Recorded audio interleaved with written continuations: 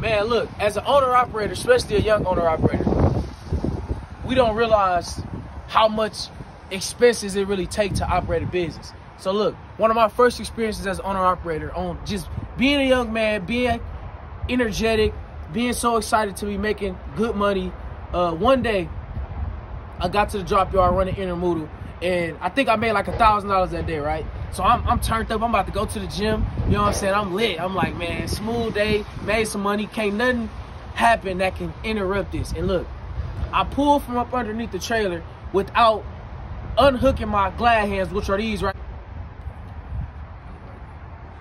So these glad hands, you know, these right here, these lines right here are so important. All of these, all three of these.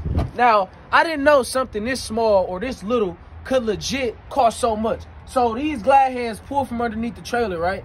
And they break off. They break off to where they snap. Now, mind you, something so small, these little things don't cost much money. And this should be one of the first things you should learn to fix on your truck, because it cost me a couple $100.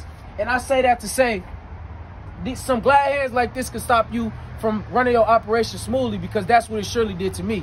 The next day, if I didn't get these glad hands fixed, or the maintenance shop wasn't able to fix these glad hands, that means I could have lost out on $1,000 a day, all because I was rushing, or I was just too excited listening to my music, and I snapped my glad hands. So when we talk about these glad hands right here, I mean, they look real simple. They look real pretty simple, but in actuality, I spent a couple $100 being my first expense as an owner-operator on something so small. And that's when it taught me the importance of every little thing that we go through in this industry, from like a fifth wheel to all these things really, really, really matter. I did not think some glad hands would cost that much.